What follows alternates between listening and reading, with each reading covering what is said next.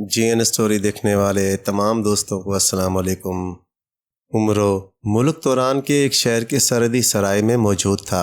وہ اپنے ایک ذاتی کام کے سلسلے میں توران کے ایک دور دراز شہر مالکیہ جا رہا تھا، اور اسی سفر کے سلسلے میں وہ سرائے میں رات گزارنے کے لیے ٹھہرا ہوا تھا۔ چونکہ وہ مسلسل سفر کر کے تھکا ہوا تھا، اس لیے کمرہ بند کر کے وہ چارپائی پر سویا ہی تھا کہ اچانک دروازے پر زور زور سے دستک کی آواز سن کر وہ بے اختیار جاگ پڑا۔ کون ہے؟ اس نے اونچی آواز میں کہا۔ شاہی پیادے۔ باہر سے ایک چیختی ہوئی آواز سنائی دی تو وہ بے اختیار چونک پڑا۔ پھر وہ بستر سے اٹھا اور اس نے دروازہ کھول دیا تو دو باوردی پیادے اندر داخل ہوئے۔ تمہارا نام عمرو ہے؟ ان میں سے ایک پیادے نے بڑے کرخت لہجے میں پوچھا۔ ہاں، تم کون ہو؟ عمرو نے کہا۔ ہم بادشاہ توران کے پیادے ہیں، اور ہمیں یہاں اس لیے بھیجا گیا ہے کہ ہم عمرو عیار کو ساتھ لے جا کر صبح دربار میں پیش کریں۔ چونکہ سفر طویل ہے، اس لیے تم فوراً تیار ہو جاؤ اور ہمارے ساتھ چلو، اس پیادے نے کہا۔ لیکن میں تو مالکیہ جا رہا ہوں، عمرو عیار نے کہا۔ اگر تم اپنی رضامندی سے نہیں جاؤ گے تو ہم تمہیں بے ہوش کر کے اٹھا کر لے جائیں گے، کیونکہ ہم نے تو بہرحال شاہی فرمان کی تعمیل کرنی ہے، اس پیادے نے سخت لہجے میں کہا۔ لیکن ہوا کیا ہے؟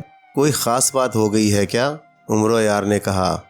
اسے دراصل غصہ آ رہا تھا کہ اس کا کام رک جائے گا، اور بادشاہ نے ظاہر ہے صرف دعوت کر کے اور تعریف کر کے واپس بھیج دینا تھا۔ بادشاہ کی اکلوتی بیٹی جہاں آرا کو ایک جادوگر اٹھا کر لے گیا ہے، اور کسی کو اس بارے میں علم نہیں ہو رہا۔ بادشاہ کو اطلاع ملی ہے کہ تم موجود ہو، تو انہوں نے ہمیں بھیج کر تمہیں بلوا لیا ہے، اس پیادے نے کہا۔ تو عمرو کی آنکھوں میں بے اختیار چمک ابھر آئی، کیونکہ اب اسے بھاری انعام ملنے کی امید پیدا ہو گئی تھی۔ ٹھیک ہے، تم باہر رکو، میں لباس بدل لوں، پھر تمہارے ساتھ چلتا ہوں، عمرو عیار نے اس بار خوش ہوتے ہوئے کہا۔ اسے لالچ میں اپنا ذاتی کام بھی بھول گیا تھا۔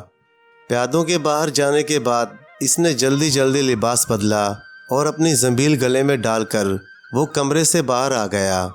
شاہی پیادوں نے سرائے کے مالک کو پہلے ہی اس کے بارے میں بتا دیا تھا، اس لیے سرائے کا مالک باہر شاہی پیادوں کے ساتھ ہی موجود تھا۔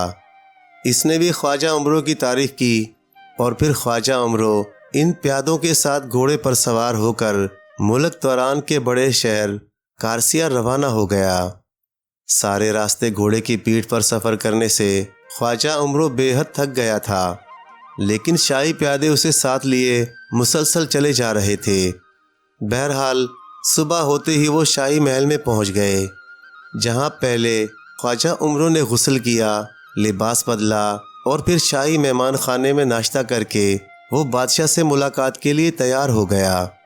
لیکن اس سے پہلے اس نے شاہی مہمان خانے میں اپنا کمرہ بند کر کے زنبیل میں سے بولنے والی گڑیا کو نکالا اور اس کے سر پر انگوٹھا رکھ کر دبایا تو گڑیا کی آنکھیں زندہ انسانوں جیسی ہو گئیں۔ خواجہ عمرو کو بتایا جاتا ہے کہ شہزادی جہاں آرا کو ایک جادوگر اٹھا کر لے گیا ہے۔ اس جادوگر کا نام لاما جادوگر ہے، اور وہ سرخ پہاڑوں کے اندر رہتا ہے۔ لاما جادوگر کو ایک خاص جادو حاصل کرنے کے لیے ایسی نوجوان شہزادی کا خون چاہیے جو اکلوتی ہو اور اس کی شادی نہ ہوئی ہو، اس لیے وہ شہزادی جہاں آرا کو اٹھا کر لے گیا ہے، اور اس نے سرخ پہاڑوں میں ایک غار کے اندر اسے بے ہوش کر کے رکھا ہوا ہے، اور خود وہ ایک خفیہ غار میں جادو حاصل کرنے کے لیے جاپ کر رہا ہے۔ آج سے 7 روز بعد وہ شہزادی کو ہلاک کر کے اس کا خون پیالے میں ڈال کر پی جائے گا، اس طرح وہ جادو اسے مل جائے گا۔ شہزادی کو ہوش میں لانے کے لیے کیا کرنا پڑے گا؟ عمرو نے بولنے والی گڑیا سے پوچھا۔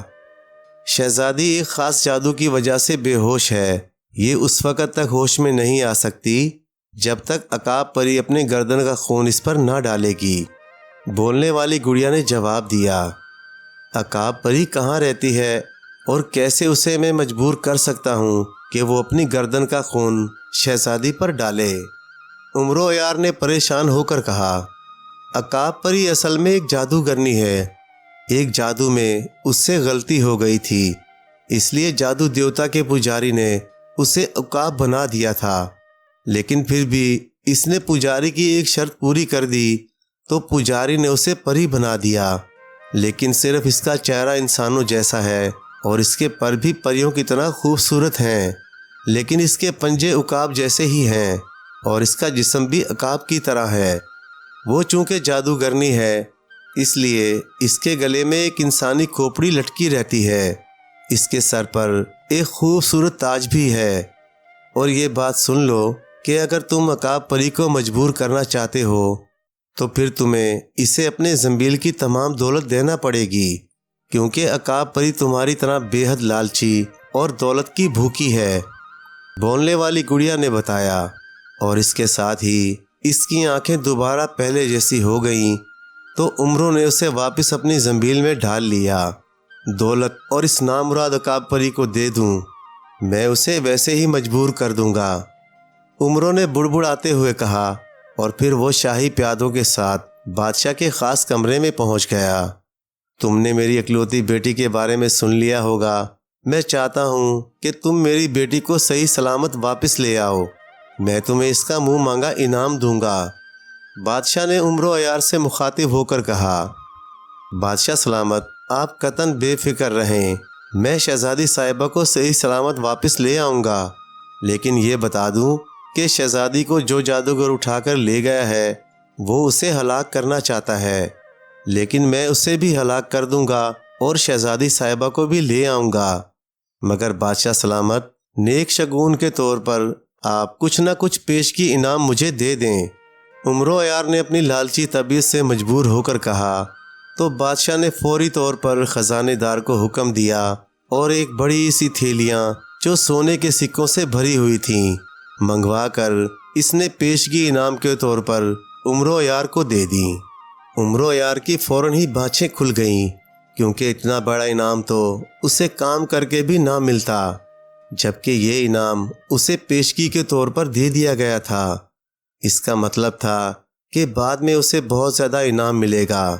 اس نے جھک کر بادشاہ کو سلام کیا اور پھر بادشاہ سے اجازت لے کر وہ شاہی محل سے باہر آ گیا، اور پھر ایک ویران جگہ پر پہنچ کر اس نے اپنی جوتیاں اتاری اور انہیں زنبیل میں ڈال کر اس نے زنبیل میں سے اڑنے والی جوتیاں نکال کر پیروں میں پہن لیں، اور پھر اس نے جوتیوں کو حکم دیا کہ وہ اسے سرخ پہاڑوں میں اس غار کے قریب پہنچا دے جہاں شہزادی جہاں آرا کو بے ہوشی کے عالم میں رکھا گیا ہے۔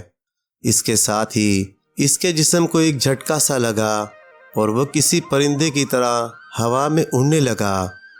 کافی بلندی پر پہنچ کر اس کا رخ بدل گیا اور وہ انتہائی تیز رفتاری سے اڑتا ہوا آگے بڑھتا چلا گیا۔ پھر تقریباً 4 گھنٹے تک مسلسل اڑنے کے بعد اس کی رفتار سست ہونے لگ گئی اور اس کے ساتھ ساتھ وہ خود بخود نیچے اترتا چلا گیا۔ نیچے سرخ رنگ کی پہاڑیاں ہر طرف پھیلی ہوئی تھیں۔ تھوڑی دیر بعد جوتیوں نے اسے ایک پہاڑ کے سامنے اتار دیا۔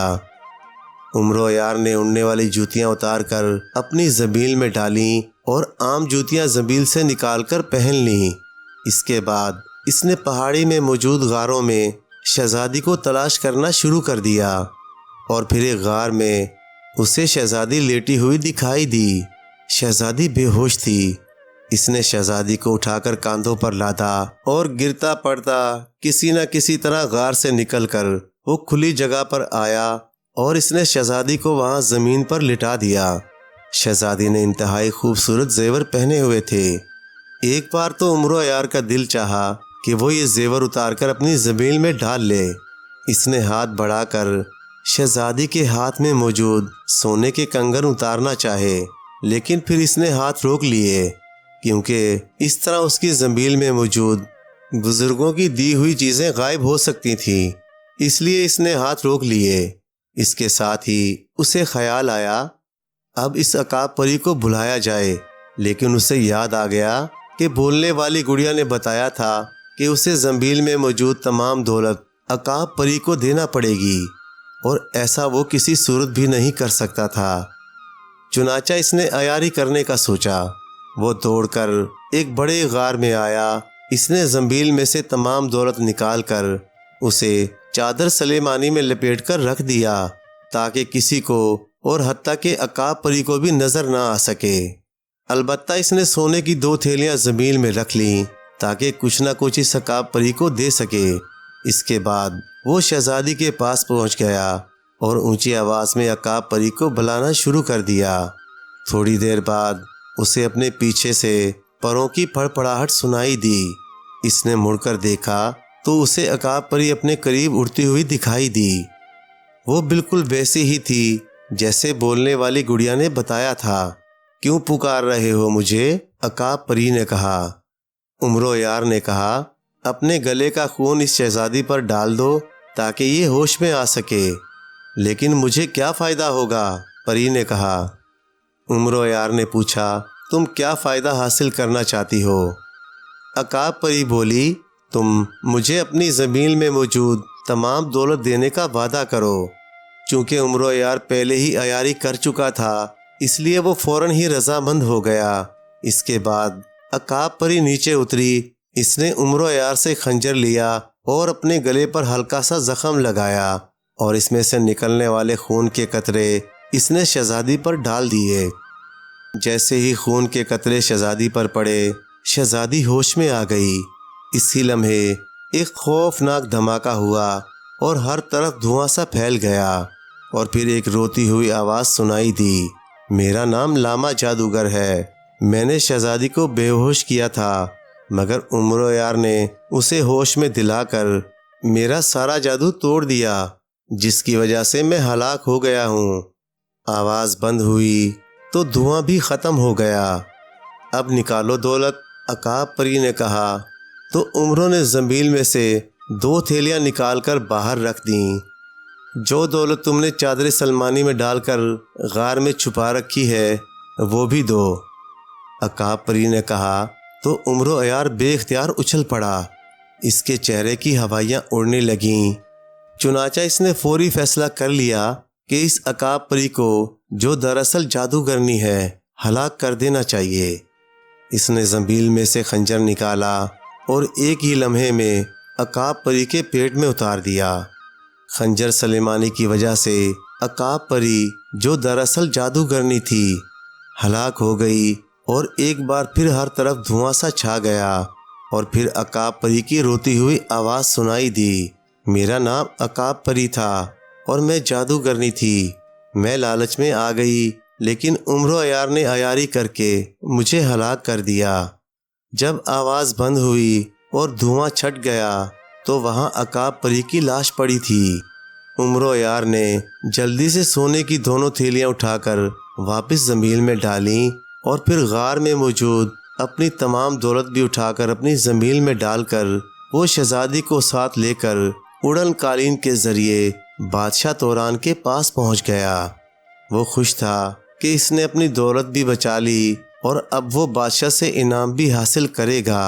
پیارے دوستو، کہانی اچھی لگے تو لائک کریں، چینل کو سبسکرائب کر دیں اور مزید اسی طرح کی قصے کہانیاں دیکھنے کے لیے دیکھتے رہیں GN اسٹوری TV۔ شکریہ۔